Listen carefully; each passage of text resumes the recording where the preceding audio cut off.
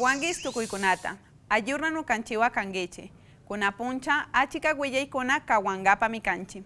Muy así puramba mi ilegal. Movimiento indígena toma participación en Frente Amplio por la Paz de Colombia. Extracción petrolera y minera en el Catatumbo pone en grave riesgo al pueblo barí.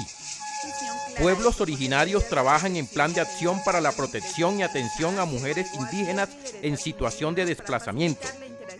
Mineras canadienses profundizan impactos ambientales y sociales en territorios indígenas. El sombrero vuelteado, símbolo fundamental de la cultura zenú. En Bogotá se lanzó el primer campeonato nacional indígena de fútbol. Colombia Nativa, informes, crónicas y reportajes de los pueblos indígenas. Saludamos a toda la audiencia que hoy nos acompaña en Colombia Nativa. Hoy compartiremos en estudio con nuestro compañero del pueblo Misak, Didier Chirimuscay. El movimiento indígena colombiano anunció su participación en un Frente Amplio por la Paz de Colombia que vienen promoviendo distintas organizaciones sociales en la actual coyuntura política. Así es, Lisbeth. Las 5 organizaciones nacionales de los pueblos originarios reafirman su compromiso en la búsqueda de la paz con justicia social para el país, atendiendo algunas consideraciones. En Bogotá, las organizaciones sociales, étnicas y populares anunciaron a la opinión pública su unificación para apoyar el Frente Amplio por la Paz. Este Frente Amplio es importante porque es lo más genuino en la búsqueda y en la posibilidad de la esperanza de que el proceso que se inició, además por una gran presión de los movimientos sociales y populares de este país, pueda continuar, que efectivamente la paz que nosotros estamos buscando sea la paz que se construya desde los movimientos campesinos, afrodescendientes, indígenas, de lo que significan los estudiantes, las mujeres, los hombres adultos de este país. El movimiento indígena le apuesta a la búsqueda de la paz en medio de un complejo contexto social y político. Los pueblos indígenas estamos jugados por la paz y estamos diciendo a todos los actores políticos del país, cuenten con los pueblos indígenas para la paz, más nunca para la guerra. Ya estamos cansados.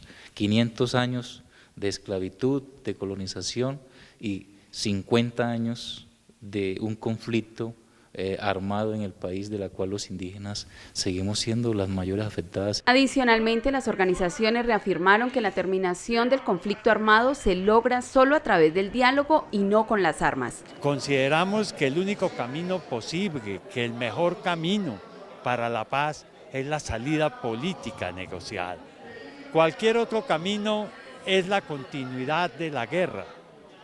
Cualquier otro camino es la extensión de la guerra. El Frente Amplio por la Paz es una apuesta de unidad que va más allá de la actual coyuntura política y es un paso importante y necesario para avanzar en la construcción de la paz con justicia social. Va a ser al campo fundamentalmente al que va a servir de manera mayoritaria la paz, porque son ellos los que han sido el campo de guerra, son sus hijos los que han salido a combatir, son sus familias las que han sido vilipendiadas, empobrecidas. Desde hace varias décadas las transnacionales han puesto su mirada en el territorio barí por la riqueza en minerales y petróleo. Didier, ustedes que visitaron este territorio, ¿qué situaciones se encontraron justo en este punto ubicado en la frontera con Venezuela? Lisbeth, lo que encontramos es la resistencia del pueblo barí, que hoy siguen protegiendo su cultura, su territorio y su identidad a pesar del avance de las empresas que quieren despojarlos y la presencia de los actores armados en la zona en norte de Santander. La comunidad no va a dar un paso atrás porque es que ya no tiene para dónde ir. El pueblo barí de Colombia se encuentra ubicado sobre la cuenca del río Catatumbo. Lo conforman 25 comunidades con 3.857 personas y su máxima autoridad tradicional es el Natubayibari, es decir, su consejo autónomo de caciques. Estamos ubicados en 5 municipios, que es del municipio de El Carmen, Convención, Teorama, el Tarra, Tibú. Colombia Nativa llegó hasta la comunidad Casbarincaira, límite entre Colombia y Venezuela, marcados por el río del Oro. En esta zona no hay 2 nacionalidades, todos sobre este río se identifican como barí. Y es lo mismo el contexto de territorialidad, este territorio es uno solo. Sean lo mismo barí de Venezuela o barí de Colombia, es el mismo. El territorio barí está en la mira de las empresas transnacionales interesados en explotar sus recursos.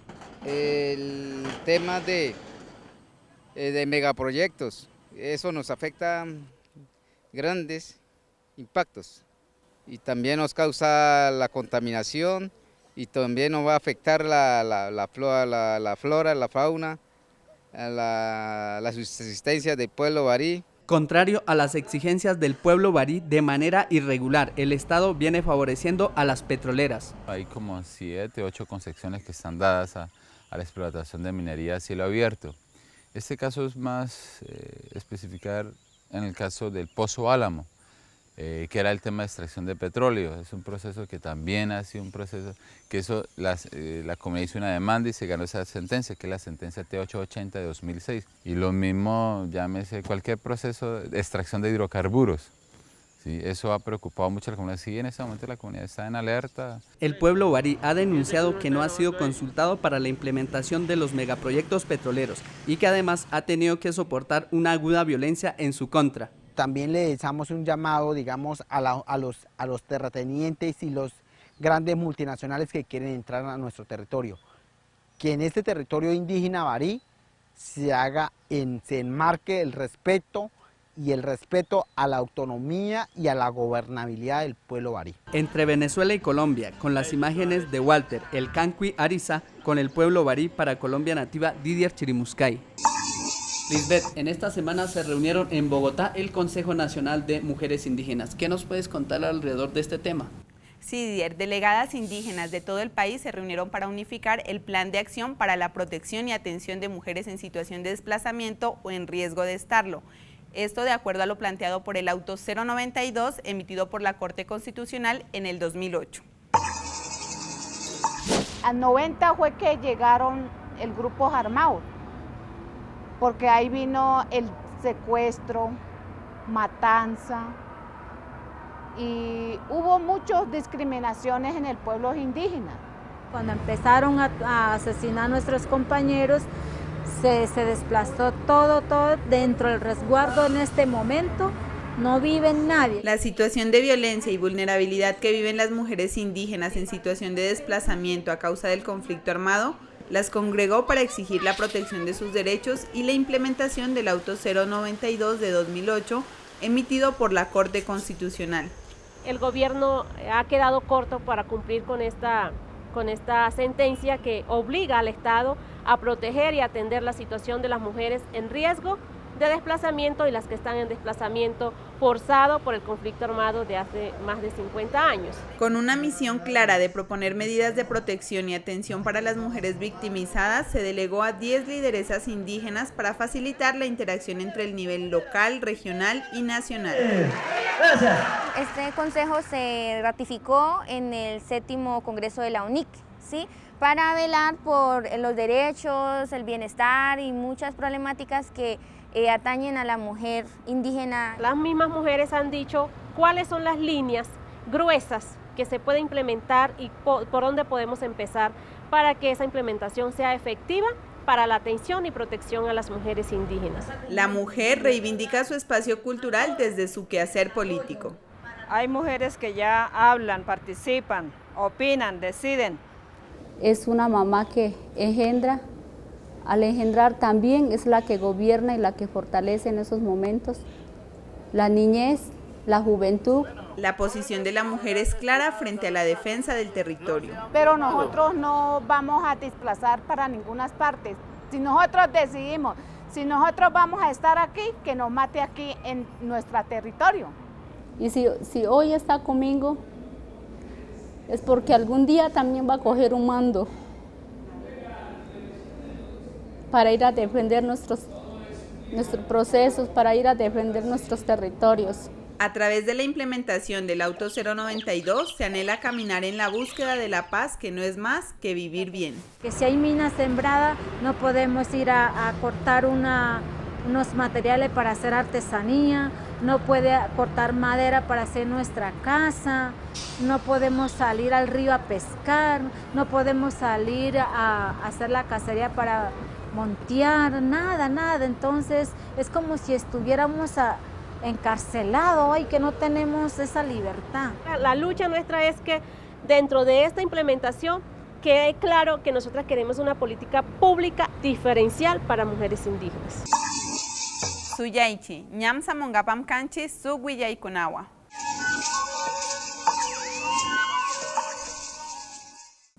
Iguteyo, Kalin Yamunire, muy amdrumunrun. Didier, decenas de transnacionales canadienses realizan sus actividades mineras en Colombia, muchas de ellas en territorios indígenas. ¿Cómo son sus impactos en nuestros pueblos originarios? Lisbeth, entre el 50 y el 70% de la actividad minera en América Latina corre por cuenta de las empresas canadienses. En Colombia, la falta de regulación y las políticas estatales no garantizan el derecho de las comunidades ni la protección de los ecosistemas.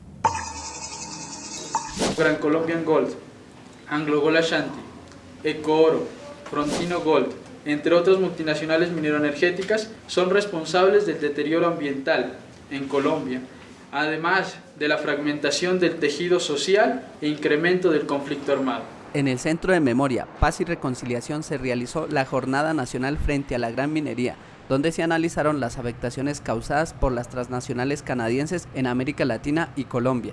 Lo que queremos es una campaña comunicativa de visibilización de las situaciones que se están viviendo y una campaña pedagógica, sobre todo en dirección a darle a la gente herramientas de exigibilidad de sus derechos frente a esos flagelos. Los representantes de las comunidades de Támesis, Remedios y El Bagre en Antioquia, de Santurbán en Santander, de San Lorenzo en Nariño y de San Pablo en el sur de Bolívar dieron su testimonio sobre los impactos de la gran minería en sus territorios. Cada gramo de oro está asociado a 40 gramos de arsénico, lo cual no significa que una vez se termine la sacada de esta cantidad de mineral, vamos a tener aproximadamente 8.400 millones de onzas de arsénico circulando por las aguas que en este momento abastecen sus áreas de influencia en Santander del Sur y el norte de Santander. En Antioquia, en Támesis, donde la exploración por parte de las empresas canadienses ha generado ya fractura acuífera, y esa fractura de las fuentes subterráneas ha llevado a que se generen desabastecimientos de agua para la población en términos de su acceso desde los acueductos comunitarios. Se están muriendo muchos niños de desnutrición por escasez de agua y de hambruna, porque en La Guajira esta multinacional Cerrejón es lo que ha producido una miseria en las comunidades. De acuerdo con un informe publicado por los organizadores del evento, la minería canadiense es responsable de entre el 50 y el 70% de la actividad minera en América Latina. Operados por 20 empresas canadienses en 9 países. Estos países son Argentina, Chile, México, Colombia, por supuesto, Perú, Honduras, Salvador, Guatemala y Panamá. Pero, ¿cómo afecta a los pueblos la presencia de estas empresas en sus territorios y la influencia que ejercen? Está comprobado que el Instituto Canadiense para el Desarrollo apoyó la implementación de la legislación minera en Colombia, planes o políticas mineras nacionales extremadamente favorables a esa inversión privada y lejanas a la protección de la gente, el no respeto de los derechos de pueblos indígenas y tribales a través del tema de la consulta previa y la manipulación de ello. Frente a toda esta aplanadora transnacional, decenas de organizaciones sociales impulsarán la campaña La Gran Minería Envenena, eres tú quien la frena, para impulsar formas autónomas de desarrollo que sean compatibles con el respeto al territorio, al agua, a la naturaleza y a los derechos humanos. Durante casi un mes, indígenas en Verachamí del departamento de Risaralda participaron en el tercer Censo Nacional Agropecuario en sus territorios. Jani Delgado nos desarrolla esta información.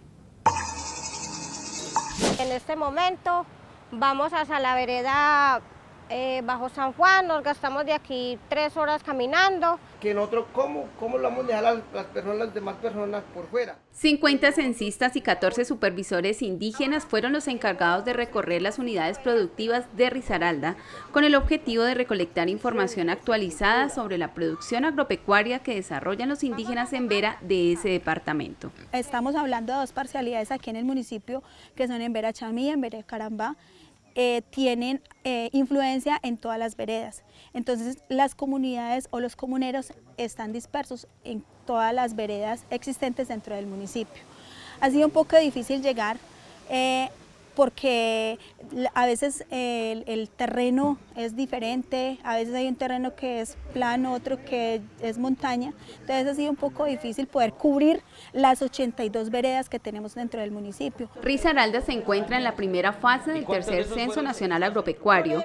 En este departamento, las organizaciones indígenas lograron demostrar su compromiso para realizar el censo en sus territorios y obtener una cartografía censal que disminuya los niveles de subregistro. En ese momento al resguardo indígena Alto Mira, tanto y Suratena, le tocó que hacer el croquis de nosotros, de mapas, digamos, mapas de cada uno de los territorios indígenas para poder delimitar lindero a lindero, con quién se linda, a dónde, y ubicar estas casitas, camino, carreteras, señalaciones, para poder distinguir, identificar quién vive acá, quién no vive, con quién delimita, con quién no. Una de las grandes ventajas de que el censo sea realizado por los mismos indígenas es su dominio de la lengua originaria, ya que los supervisores y censistas se encargaron de traducir las 180 preguntas que conforman el formulario. El supervisor de nosotros se encargaba de más o menos guiarlos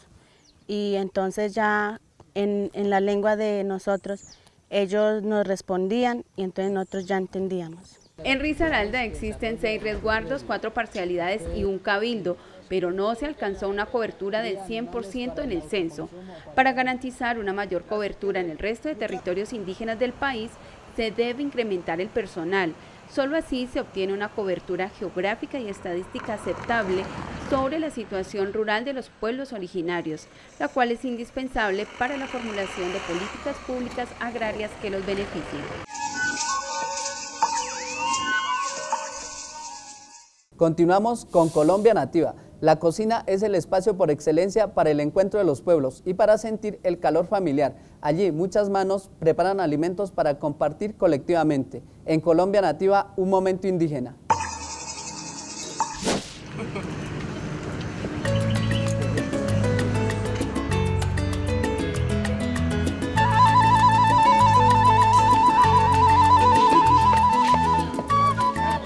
Estamos como 16 personas que estamos cocinando. 16 y las otras mamás que nos ayudan de por fuera.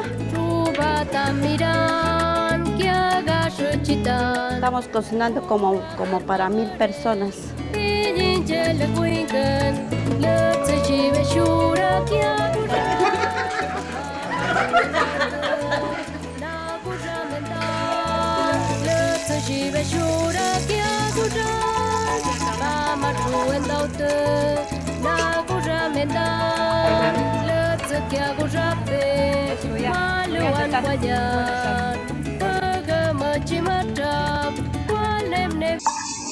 Abiduoma, Meineñue Ovilla, su espacio, cultura y tradiciones de los pueblos indígenas.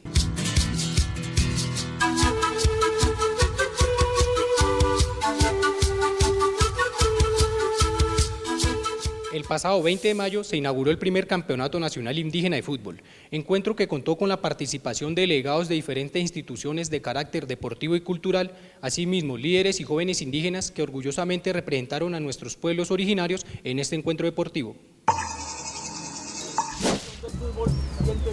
Con un ritual de armonización, un encuentro de la palabra, música y fútbol, se siembra el sueño de más allá del balón.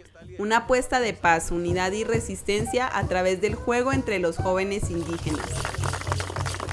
El primer objetivo es, por supuesto, la lucha contra el racismo. La segunda es una apuesta de paz de los pueblos y de la juventud indígena. Creemos que debemos crear una política y una apuesta que permita generar condiciones de oportunidad para que se promocione ese talento deportivo de los pueblos o de la juventud indígena. Y un cuarto, que es muy importante, tiene que ver con las relaciones interculturales. Más allá del balón, este partido fue la oportunidad para encontrar sueños, alegrías y caminos de esperanza en medio de la difícil situación de abandono, conflicto y violencia que viven los pueblos indígenas. Y pues estamos bien satisfechos con esta oportunidad que nos han dado. Una alternativa a la violencia y muchos conflictos que se ven en este país a nuestras comunidades, encontrando en el deporte y en el fútbol una solución a estos conflictos. Es muy gratificante saber que fortalecemos nuestra cultura y cada cual no perder su identidad. Que es un orgullo para nosotros poder hacer parte de la preparación de ellos y de estos ciclos para su participación en los torneos nacionales y en los torneos internacionales. Este campeonato contará con el apoyo de las organizaciones indígenas, el Ministerio del Interior e instituciones y organizaciones deportivas. Para nosotros el Campeonato Nacional Indígena es una apuesta por la convivencia y se enmarca dentro de toda la estrategia que tenemos del Plan Decenal de Fútbol. La Liga de Fútbol de Bogotá le puede brindar a ustedes, a las nuevas juventudes, para que no desaparezcan nuestros ancestros. Tienen que persistir y vamos a defenderlos a ustedes para que siempre subsistan hasta la eternidad. Gracias. En el Campeonato Nacional cuentan con todo el respaldo. Hoy hemos aprobado que el Centro de Alto Rendimiento de Coldeportes en Bogotá sea sede de la fase de esta zona del país y lógicamente haciendo los trámites ante la Federación Colombiana de Fútbol para que las ternas arbitrales sean de la Federación Colombiana de Fútbol.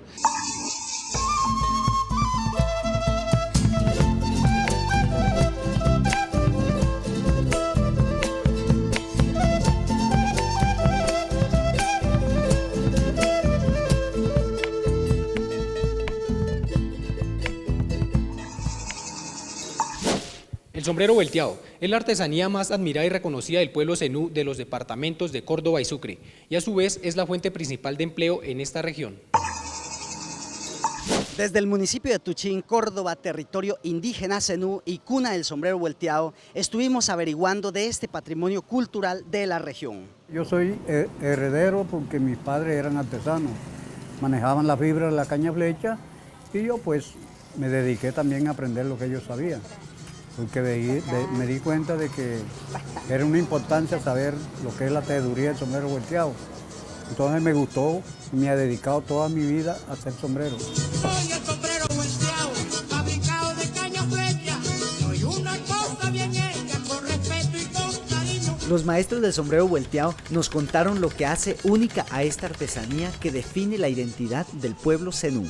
Qué orgullo nosotros cuando estamos sentados frente al televisor y vemos nuestro sombrero en un estadio, en un cantante. Este es nuestro símbolo. Gran cantidad de zenúes está dedicada al sombrero volteado, que no solo les sirve para ganarse el sustento, sino también para la recuperación de su identidad ancestral. El comercio es un comercio muy bueno, muy famoso. Nos llega aquí mucho turista al municipio y aquí habemos muchos negocios y aquí le complacemos mucho al turista. Mi sombrero no va a morir, mi sombrero no va a morir. Desde el cultivo de la caña flecha, pasando por su procesamiento y la elaboración de esta artesanía hasta su comercialización, hacen parte del atractivo que le pone el sombrero volteado a las personas que visitan los territorios de los zenúes.